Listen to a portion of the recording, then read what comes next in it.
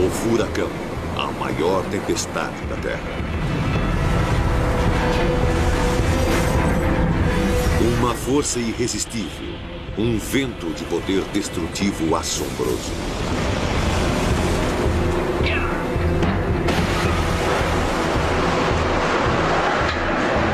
Ele destrói edifícios.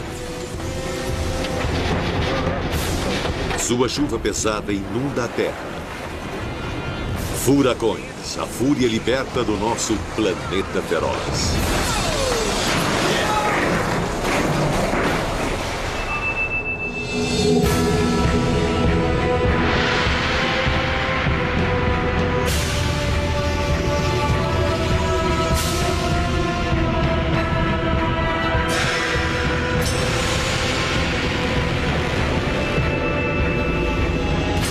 Planeta feroz.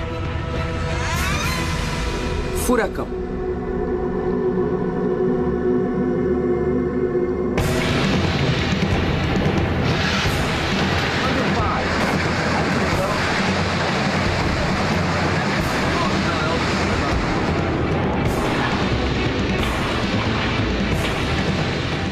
A cada dia, o furacão pode liberar tanta energia quanto 8.000 bombas de hidrogênio de 1 megaton cada uma.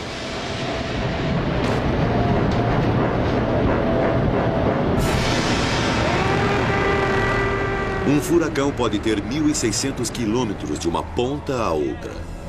Ele gera chuvas torrenciais. O recorde é 101,6 centímetros em 24 horas. Os furacões são uma das forças mais devastadoras do nosso planeta.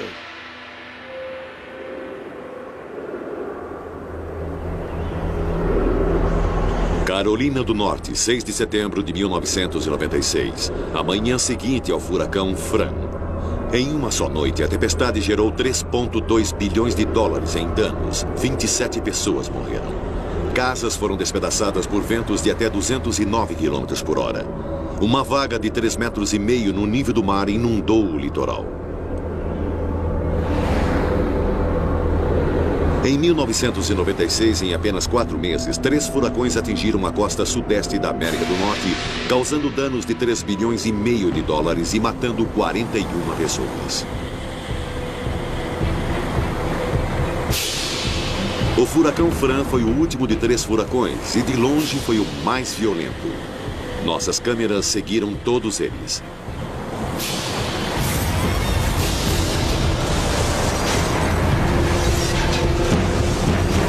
Apesar dos furacões não receberem nomes até 1953, eles sempre devastaram a costa da América. Na época que antecedeu as previsões sofisticadas, os danos e perdas de vidas por causa dos furacões eram estarrecedores. O furacão que atingiu Galveston, no Texas, na tarde de sábado de 8 de setembro de 1900 foi o pior desastre climático que já atingiu a América. Thomas Edison usou uma de suas câmeras de filmagem mais recentes para registrar os resultados. Estima-se que tenha havido 12.000 mortes. A maioria se afogou na maré montante.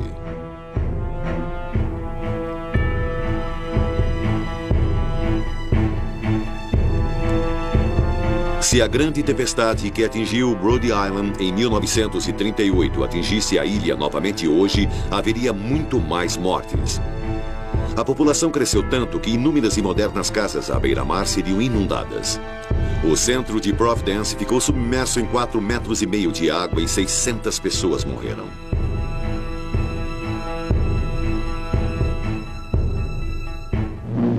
Estas primeiras imagens mostrando a devastação do furacão Flora na ilha do Haiti foram feitas de um helicóptero enquanto a ilha era fustigada pela tempestade. É um panorama de ruína e desolação. Entre 26 de setembro e 13 de outubro de 1963, o furacão Flora assolou o Caribe. Ele passou pelo Haiti, matando 4.000 pessoas e devastando plantações e casas numa grande área. Um dia depois, a mesma tempestade chegou a Cuba.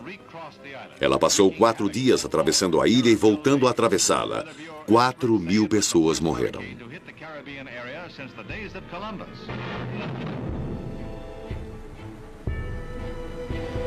O furacão Camille atingiu o Mississippi e a Louisiana com ventos de 322 km por hora, talvez até mais. Provavelmente foi o vento mais rápido já provocado por um furacão. 76 centímetros de chuva em apenas 6 horas. A maré montante foi de 8,20 metros. 26 pessoas se refugiaram em um edifício de concreto supostamente à prova de tempestades, mas apenas uma não morreu. O único sobrevivente flutuou para fora do edifício por uma janela no 3º andar sobre um colchão antes do edifício desabar.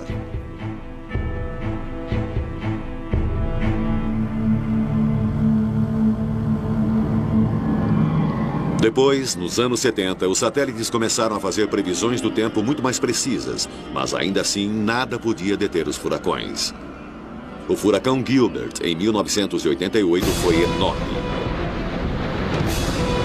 Ele cobriu a totalidade da metade ocidental do Caribe e grande parte do Golfo do México. A menor pressão já registrada de um furacão foi no olho do Gilbert. Quando ele investiu, foi o furacão mais forte a atingir a Terra em 19 anos.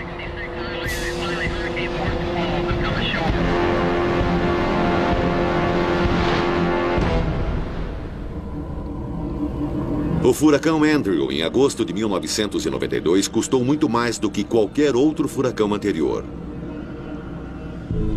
Ele atingiu uma área densamente povoada na costa da Flórida, ao sul de Coral Gables.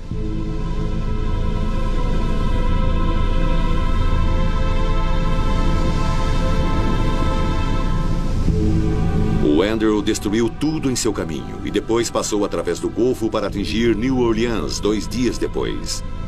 Ano após ano, os furacões investem com incansável força, trazendo tragédia e devastação ao nosso planeta. É um grande incentivo para a ciência compreendê-los e prever a sua rota para ajudar as pessoas a escaparem à sua fúria.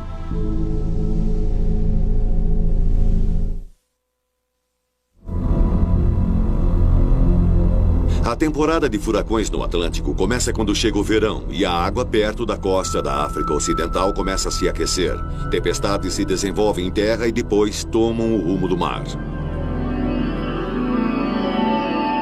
Todo ano, 100 pequenas tempestades alcançam esse estágio. Se a temperatura da água estiver a 27 graus centígrados ou mais, essas tempestades podem se intensificar e se organizar para formar depressões tropicais. Em 2 semanas, esta pequena área de baixa pressão pode se tornar o mais poderoso sistema climático do mundo.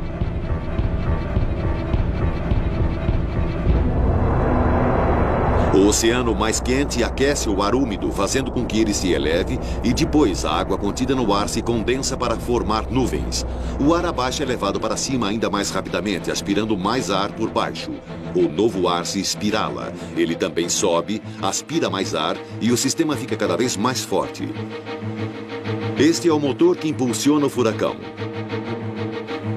Enquanto os ventos alísios empurram todo o sistema para o oeste através do Atlântico, a espiral se estreita e a tempestade torna-se ainda mais poderosa. Uma coluna de ar limpo se desenvolve. Este é o olho da tempestade. Aqui, correntes ascendentes cercando o olho são equilibradas pelo ar que volta para dentro do olho. Em algum lugar do Atlântico, quando os ventos excedem 119 km por hora, a tempestade se torna um furacão.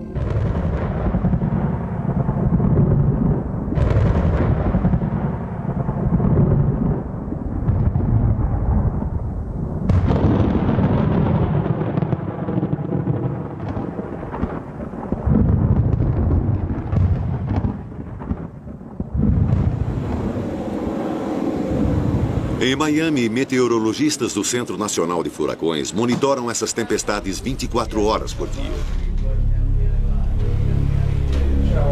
Sua meta é prever quais depressões irão se desenvolver até formarem furacões e quais ameaçarão a América. Essas são as pessoas que devem tentar decidir qual tempestade será perigosa. Como resultado de suas decisões, milhares de pessoas serão evacuadas. Mas se fizerem uma previsão errada, milhões de dólares serão desperdiçados ou milhares de vidas serão arriscadas. Numa tentativa de previsão, eles necessitam de informações precisas sobre o que cada tempestade está fazendo enquanto ainda está a quilômetros de distância no meio do oceano. Eles recebem relatos de navios, aviões comerciais, aviões especiais de caça a furacões e radares costeiros. Mas a sua melhor fonte são os satélites, a milhares de quilômetros no espaço. 5, 4, 3, 2, 1. Ignição. Nossos motores estão ligados e funcionando. E temos a decolagem do Atlas Centauro 77 e do satélite meteorológico GOES-J.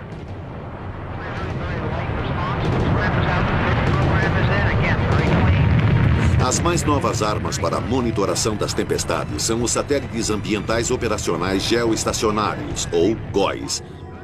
Esses satélites mantêm uma órbita estacionária 36.210 quilômetros acima do Equador. Suas câmeras podem escanear a parte visível do globo, gerando imagens com luz normal e infravermelha a cada 30 minutos. Eles usam as imagens para procurar por redemoinhos de nuvens se afastando em espiral do Equador.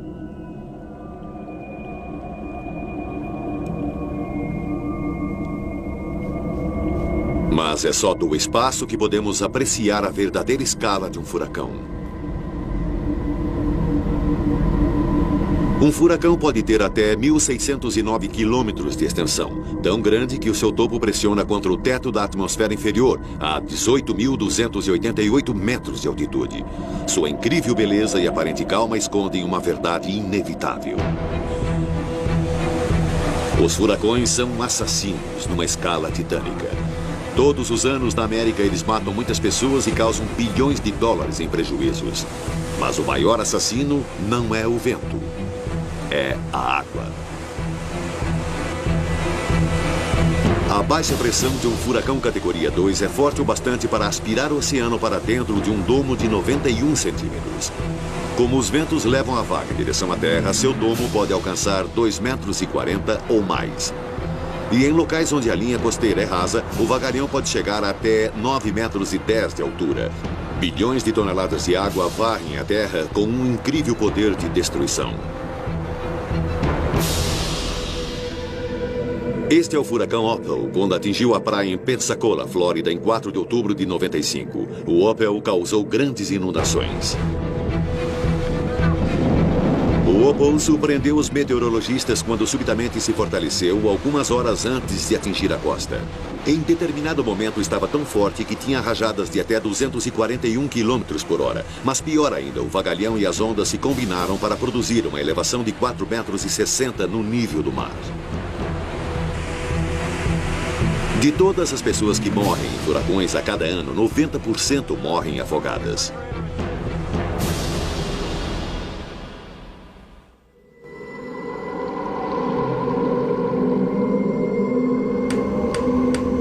É difícil e perigoso estudar os efeitos de um furacão de verdade. Mas um túnel de vento de um laboratório pode recriar com segurança as condições que existem no coração da tempestade. Ligue o interruptor e você cria um furacão artificial. Furacões são divididos em 5 categorias. A categoria 1 chega até 148 km por hora. Os danos maiores são causados às árvores e folhagens. Um pouco mais do que isso, e as telhas de madeira recobertas de asfalto começam a balançar. Eleve a velocidade do vento para mais de 161 km por hora e algumas das telhas de madeira começam a rasgar. Até esse ponto, as telhas cerâmicas mais pesadas não sofrem nenhum dano. Mas enquanto a velocidade do vento aumenta para 177 km por hora, até elas começam a partir.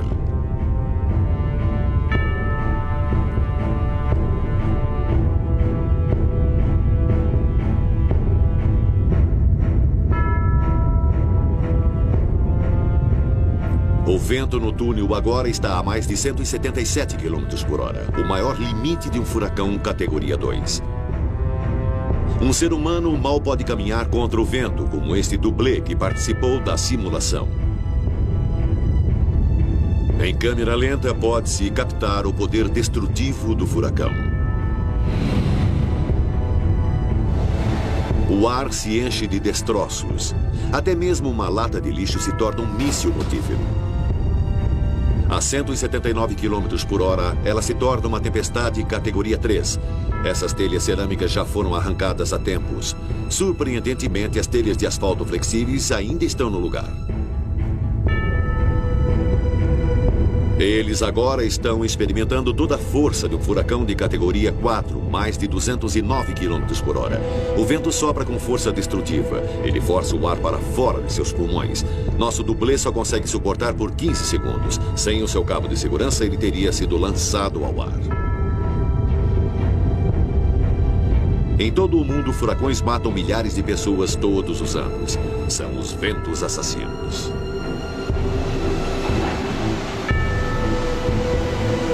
Somente em torno do Atlântico e em partes do Pacífico, eles são chamados de furacões. Em países diferentes, eles recebem nomes diferentes.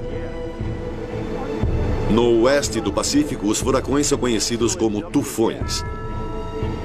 Os tufões frequentemente são mais fortes do que os furacões do Atlântico, porque existe uma área maior de oceano aquecido a atravessar para que a sua força chegue ao máximo.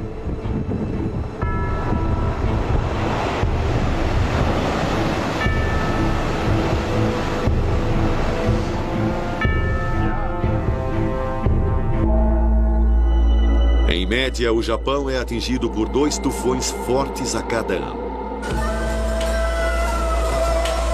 Esse país estava sendo devastado por alguns dos mais fortes ventos já ocorridos em qualquer lugar do mundo. E não só os tufões são maiores do que os furacões do Atlântico, mas também existem o dobro deles. Existem mais do que 20 tufões com máximo de sua força no oeste do Pacífico num ano. Na Austrália, essas mesmas tempestades são chamadas ciclones. No hemisfério sul, os ventos da tempestade giram no sentido horário em torno do olho. O pior ciclone da Austrália atingiu Darwin no Natal de 1974. Ele matou 48 pessoas. Os danos a Darwin foram terríveis. A maior parte da cidade foi destruída nessa única tempestade. Os ciclones também atingem as costas da Índia e Bangladesh. A maior parte de Kutubdia desapareceu sob 6 metros de água do mar. Esta é uma das regiões mais densamente povoadas do nosso planeta. Aqui eles matam em grande escala. Uma sujeira venenosa foi deixada pelas inundações. 60% da população da ilha, cerca de 74 mil pessoas, foi morta. Bangladesh, devido à sua geografia, corre maiores riscos. Numa única noite, em 1991, o ciclone 2B levou 138 mil vidas. Mas o pior ciclone de Bangladesh afogou mais de 300 mil pessoas. Os ciclones são comuns em Andhra Pradesh todo o ano. Mas este ano, as vagas e os ventos do furacão chegaram a mais de 135 km por hora. Também na Índia, os ciclones são regulares e devastadores. Como em Bangladesh, a terra aqui é plana e os ventos dos ciclones provocam grandes inundações. Os ciclones também podem destruir as vidas daqueles que sobrevivem. As tempestades arruinam plantações e destroem casas.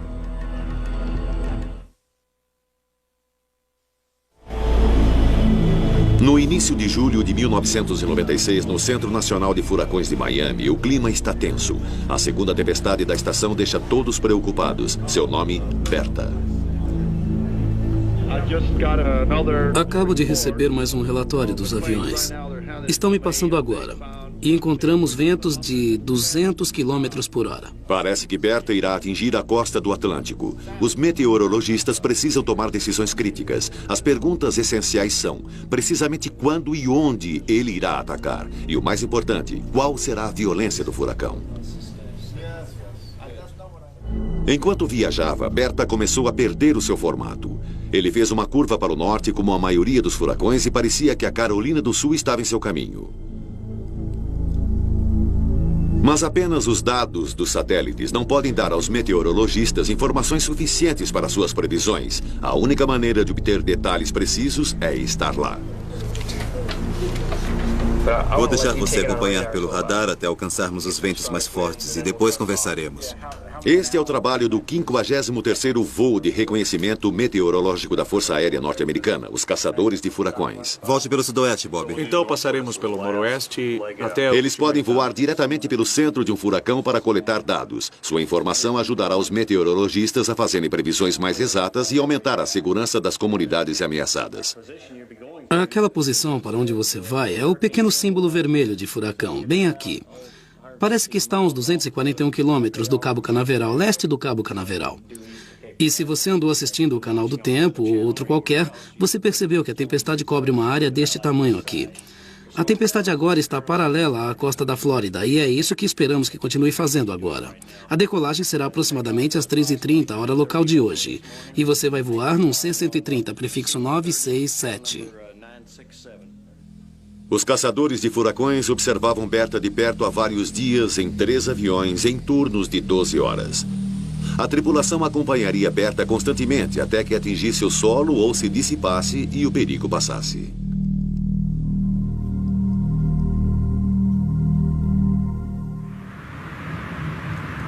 Berta parece programado para atacar em 48 horas. Para os meteorologistas, a mídia é a única maneira de emitir os avisos. No centro de furacões, uma sala inteira é reservada para a mídia. Todos os especialistas achavam que Berta iria se virar para o norte. Mas o centro de furacões ainda não sabia exatamente onde Berta atingiria o solo e estavam ficando sem tempo. Ao sul de Wilmington, Carolina do Norte. E assim, eles emitiram um aviso ao longo da costa, do meio da Flórida até a Carolina do Norte. Se não o fizessem, não haveria tempo bastante para uma evacuação.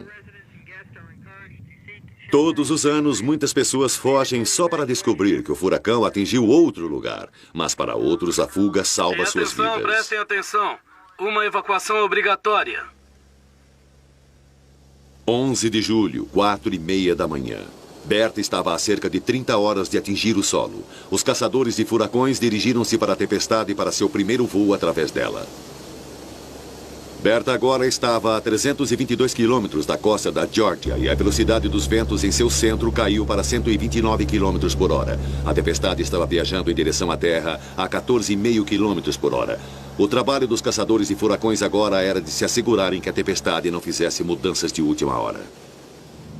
Na Carolina do Sul, a evacuação já havia começado há 24 horas. Os meteorologistas estavam quase certos de que o ataque mais violento de Berta seria ao longo da costa, centralizado na praia de Myrtle. A área da evacuação estendeu-se por 193 quilômetros ao longo da costa. Para ser preparado e evacuado, cada quilômetro e meio custou $200 mil. O custo de uma previsão imprecisa pode ser enorme. Evacuações obrigatórias foram emitidas para todas as nossas praias. Estas são imagens da praia de Wrightsville, onde os residentes estão sendo evacuados.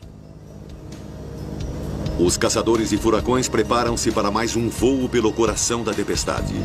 Seus aviões têm 10 anos de idade. Este avião provavelmente voou através de furacões mais de 300 vezes. O destino final de Berta não era mais a questão. Ele iria atingir o solo. Mas as informações que os caçadores de furacões reunissem poderiam ajudar os meteorologistas a prever sua força e a hora da sua chegada com maior precisão. Eles entraram na tempestade a 3.408 metros e voaram nivelados diretamente através dela. Veio por aqui, atingiu a tempestade, saiu por ali a 241 quilômetros, entrou e estacionou bem ali. Em cada voo, eles passam pelo furacão pelo menos 3 vezes em direções diferentes. 3.408 metros abaixo, as ondas estão ficando enormes.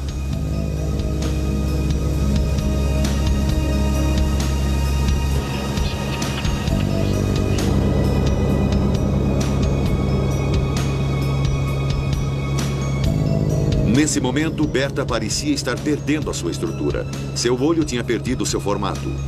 Enquanto eles voltavam para a terceira passada, o redemoinho no coração da tempestade estava visível 80,5 km para a esquerda.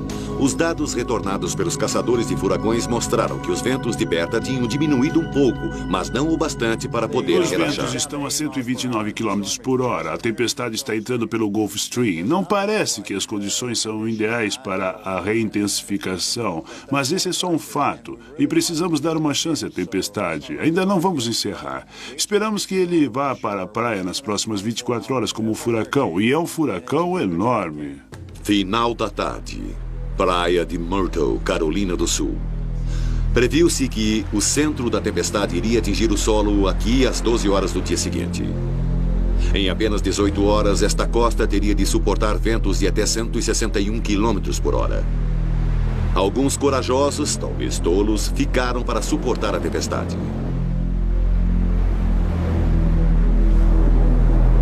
Em algum momento durante a noite, as primeiras ondas de chuva chegariam. Além do vento e do vagalhão, haveria 20 a 30 centímetros e meio de chuva nas 24 horas seguintes.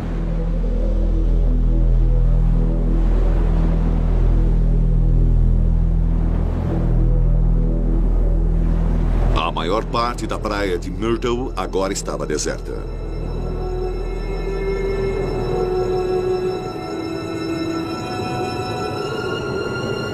Relatos de um avião da Força Aérea e de um radar Doppler de Wilmington indicam um vento máximo sustentado de 169 km por hora e alguma flutuação em intensidade esperada antes que atinja o solo. Os ventos já começaram a aumentar ao longo da costa na área de risco e irão continuar durante todo o mês. Enquanto a noite caía, milhares de pessoas se acomodaram em dormitórios improvisados no interior e seguiam o curso do furacão pelos noticiários. Como estão as coisas na praia de Myrtle? Como estão os ventos lá? Eu vou te dizer uma coisa, não estamos com muitos ventos comparado ao que você está falando. Em relação às forças do vento de um furacão, houve rajadas de até 97 km por hora no Pier Springer May, mas isso foi 1 hora ou 2 antes de nossa última checagem com vocês. Foi uma noite de incertezas. Na próxima noite pode não haver um lar para se voltar. Estamos prevendo que vai ser um dia muito longo. Na noite seguinte, o furacão tinha virado ligeiramente para a direita. Em vez da praia de Myrtle, Berta agora fazia pontaria em Wilmington, Carolina do Norte, 121 quilômetros mais para o norte. De repente, os seus ventos tinham aumentado para mais de 161 quilômetros por hora. Sala de controle de emergências de Wilmington. Tenho mais 300 abrigos disponíveis. Este era o centro de controle que lidaria com os desastres que Berta poderia trazer. Apenas 2 horas antes do furacão atingi-los, a equipe estava se assegurando de que todos estivessem preparados. Um coordenador para a escola Blair abrir e ser um abrigo se for preciso. Muito bem. Tem um alarme de incêndio que não conseguimos desligar em Trask. É o alarme de incêndio de uma escola. Precisamos de alguém que vá lá e desative esse alarme. Podemos chamá-los ao telefone para fazê-lo, não é? Eles estavam decidindo onde alojar mais pessoas. Prossiga. E outra questão é saber se precisaremos de mais pessoas para abrir outras Eles frentes precisavam de estar resgate. preparados para lidar com prédios desmoronados, falta de força, estradas bloqueadas e quaisquer mortes que Berta certamente causaria. Sim, uma vez que os ventos tenham diminuído para nos expandirmos. O centro do furacão Berta está localizado próximo à latitude 32,8 norte, longitude 78,4 oeste, 169 quilômetros ao sul de Wilmington. Berta está indo para o norte a 21 quilômetros por hora. É esperado que continue assim hoje. Em Wilmington e na costa, os ventos começaram a aumentar.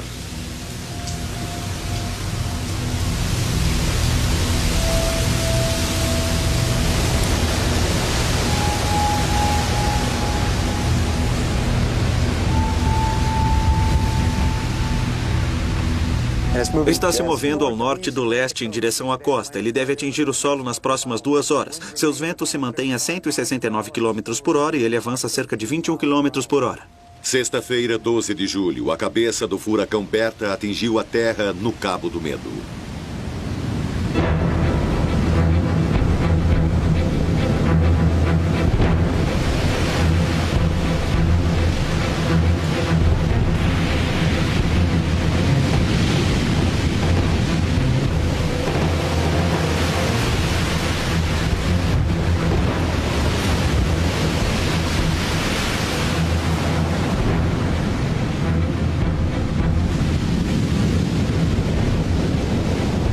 Berta desceu um pouco mais ao norte da previsão original, um pouco mais tarde e com muito mais potência.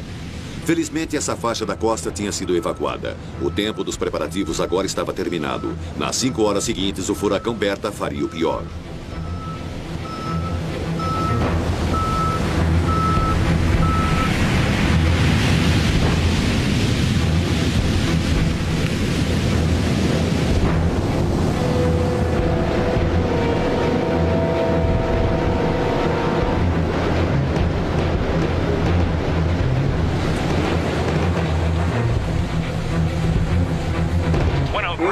GI continuando a nossa cobertura do Berta 1140. O Berta agora está com ventos de 169 quilômetros. Todos os preparativos para proteger vidas e propriedades já deveriam estar completos. Tá ventando muito aqui. Na sala de emergência de Wilmington, só restava esperar. Qualquer um que tivesse se ferido gravemente ou que estivesse no lugar errado estaria desamparado no meio da tempestade. Depois que os ventos atingiram 113 km por hora, os serviços de emergência não faziam mais atendimentos. Tudo o que podiam fazer era estabelecer prioridades para depois da passagem do furacão. Vou te dar a combinação do portão num minuto. Mais alguma coisa? Você precisa de mais alguma coisa além do abrigo ao lado?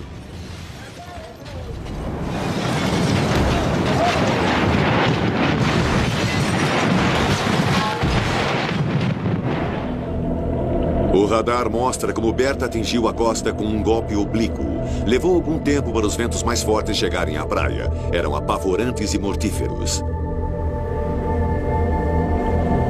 Como sempre, os ventos mais fortes e as maiores inundações foram ao norte do olho. Surface City, 40 quilômetros para o norte, perdeu seu pier.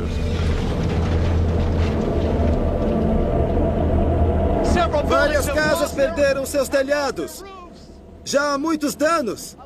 E a tempestade, infelizmente, se pudéssemos acreditar nos meteorologistas, nem chegou para valer. Com um vagalhão de 1,80 m, o mar começou a invadir a terra.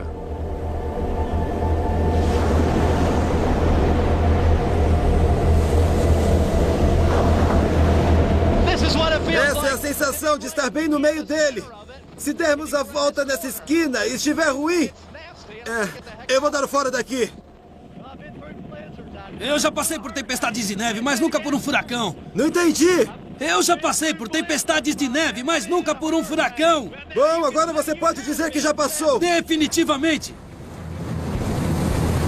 Berta fustigou a costa da Carolina do Norte com ventos de mais de 160 km por hora. Depois, subitamente, um pouco de paz voltou a reinar. No olho do furacão, até o céu azul apareceu. Os ventos e a chuva minguavam na paisagem suavizada. A tempestade estava apenas na metade, mas a destruição era tremenda. Centenas de relatos de danos começaram a jorrar no centro de emergência. Cuidaremos dos danos assim que a tempestade passar e restabeleceremos a energia em seguida. Não faremos nada até a tempestade passar. Em todo furacão, esta pausa dá uma falsa sensação de que tudo acabou, mas ainda é cedo para começar o verdadeiro trabalho de resgate. Depois que o olho passa na segunda metade da tempestade, os ventos começam a vir da direção oposta.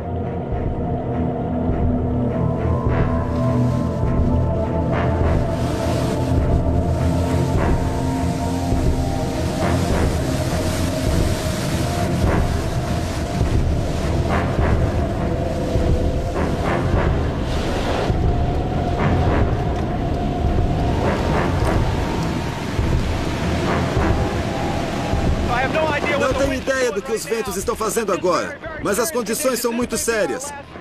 Esta pode ser a nossa última reportagem ao vivo, porque acho que não vamos conseguir passar por isto. O vagalhão era de 1,80 m, mas Berta atingiu a praia na maré baixa, então seu efeito foi menor. Se tivesse vindo durante a maré alta, a onda teria 1,20 m a mais. Mas os furacões podem disparar um outro perigo. O Centro Meteorológico emitiu um alerta de tornado para os seguintes condados da Carolina do Norte: Brunswick, New Hanover, Pender, Robinson e Columbus. Um alerta de tornado significa que as condições são favoráveis à formação de tornados e grandes tempestades numa área próxima ao furacão. As pessoas nessas áreas devem ficar atentas às condições climáticas ameaçadoras e aos relatos de possíveis alertas.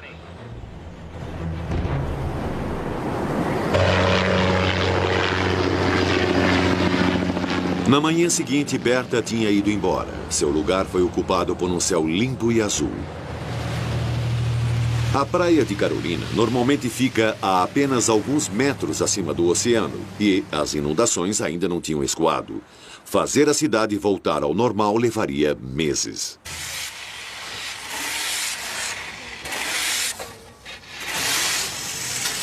Agora era a hora de limpar tudo, com o auxílio do que pudesse ser encontrado.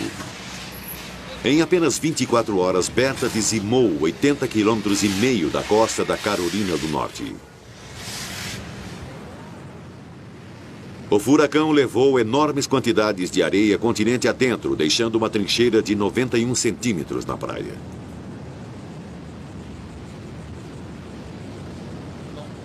Ele tinha literalmente jateado com areia as faces dos edifícios próximos.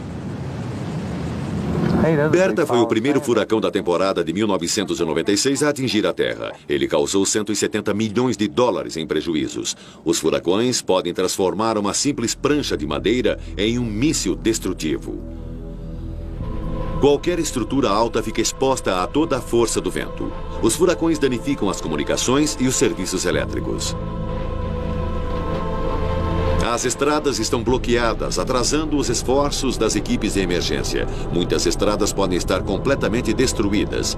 O vagalhão e as ondas levadas pelos ventos simplesmente as carregam. A maré montante inunda a costa. Um furacão pode deixar barcos encalhados em terra acumulados em uma pilha valiosa.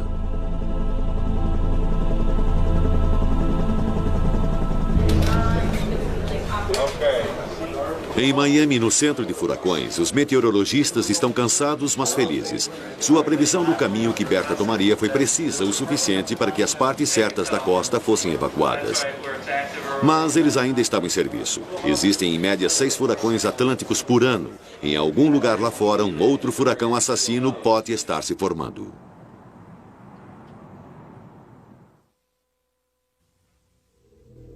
O outro furacão a representar uma ameaça foi o Edward. A maioria dos furacões do Atlântico descem pelo Caribe e depois fazem uma curva para o norte. O desafio é prever o grau de sua curva. Em 1992, o furacão Andrew praticamente não fez uma curva e acertou a Flórida em cheio. Mas Edward virou tanto para o norte que parecia que não acertaria a terra.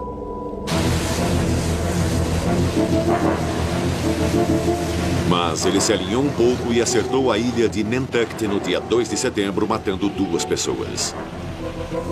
Edward foi o furacão mais forte do ano, mas felizmente ele ficou grande parte do tempo no mar. No dia 25 de agosto, ele se tornou um furacão da categoria 4, com ventos superiores a 225 km por hora. Nos 9 dias seguintes, os ventos nunca foram inferiores a 185 km por hora.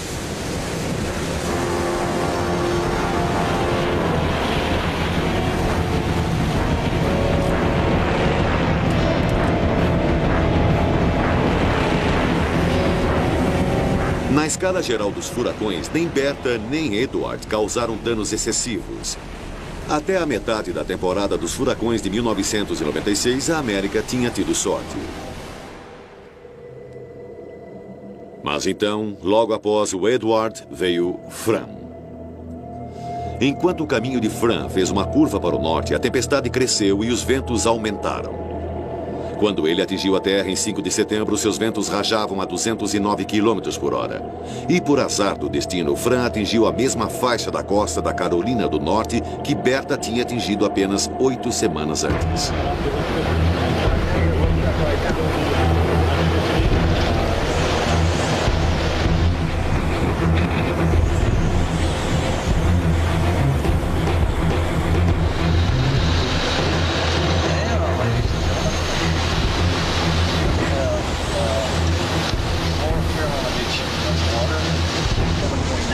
Fran era um gigante.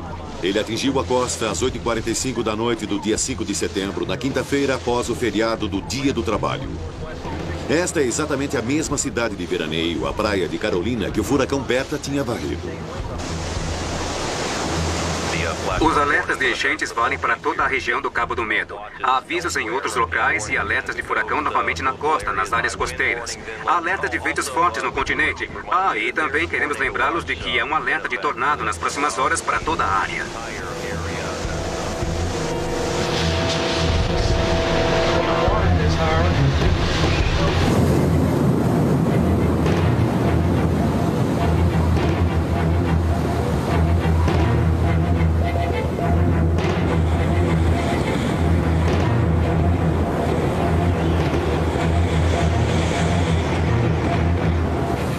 Além de seus ventos fortes, o vagalhão era de 2,40 metros a 3,70 metros e foi isso que causou os maiores danos.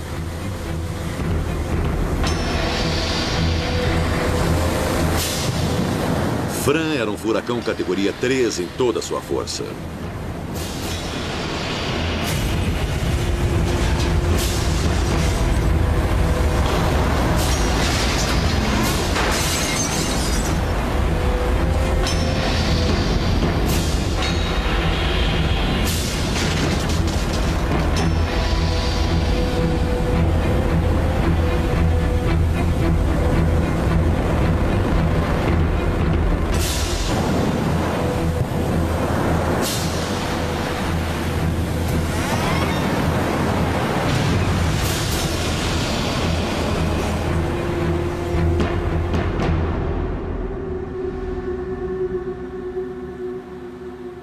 Fran matou 27 pessoas. Ele destruiu quase 2.000 casas. O total dos danos chegou a 3 bilhões e 200 milhões de dólares. A sorte tinha acabado para os habitantes da Carolina do Norte. Fran tinha destruído quaisquer esperanças de uma temporada de furacões calma.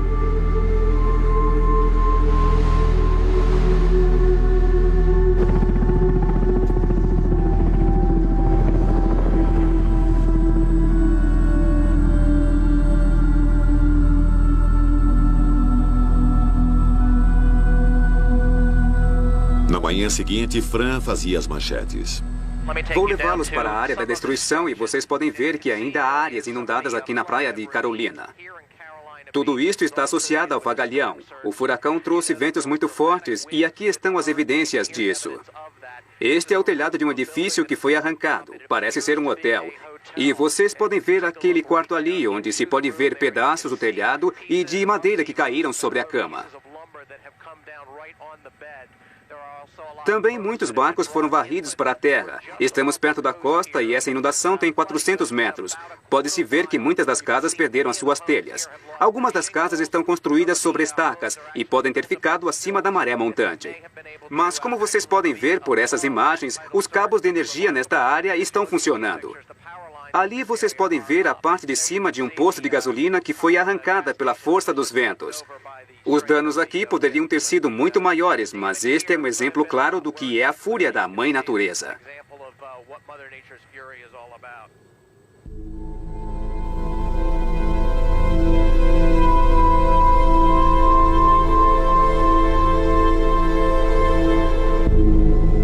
Sem o mar aquecido sob eles, os furacões não têm nenhum calor para levá-los e eles desmoronam. Mas são tão poderosos e vastos que eles levam dias para se dissipar até na Terra. Fran continuou indo para o norte continente adentro, em direção ao Washington, D.C., e só então começou a dissipar. 24 horas após ter atingido a Terra, Fran passou sobre Washington e despejou os restos molhados da tempestade em toda a área.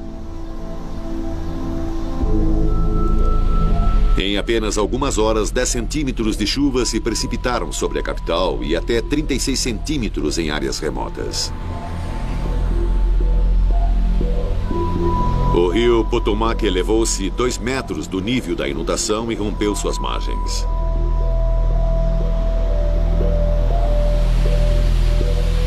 As ruas, a apenas alguns quarteirões da Casa Branca, estavam bloqueadas com sacos de areia.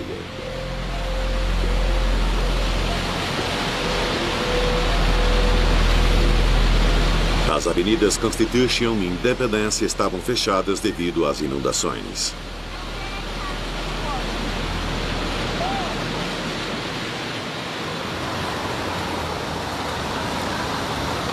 Fran causou algumas das inundações mais destruidoras que Washington já viu. Satélites gravaram toda a temporada de furacões atlânticos de 1996. Aqui, condensados em 30 segundos, está todo o clima de julho a outubro. 9 furacões se formaram, 6 eram de categoria 3 ou superiores, a maior quantidade desde 1961, mas só 3 atingiram a América. Eles levaram 41 vidas. A maioria dos anos costuma ser pior. Os cientistas gravaram os caminhos dos furacões atlânticos por mais de 100 anos. É uma poderosa lembrança visual da dificuldade de prever esses apavorantes sistemas climáticos. A maioria dos furacões vem do oeste atravessando o Atlântico e faz uma curva para o norte enquanto se aproximam da América. Os detalhes estão tão complexos que usar esses registros para decidir onde o próximo furacão irá parece ser impossível. Ainda assim, a compreensão dos complexos sistemas do nosso planeta pela ciência está tornando a previsão precisa uma realidade.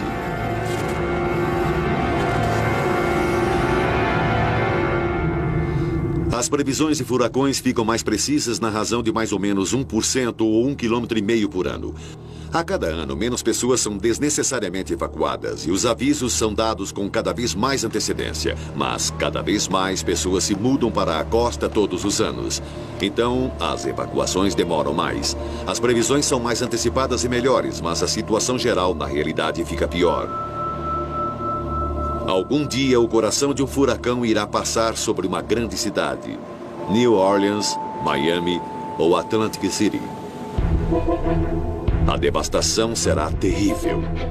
Mas é certo que os furacões futuros irão trazer mais danos e mais mortes ao nosso planeta feroz.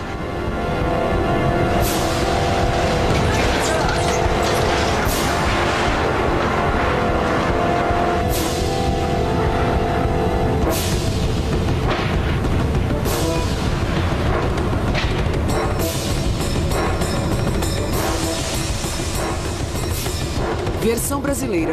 Tempo Filmes. São Paulo.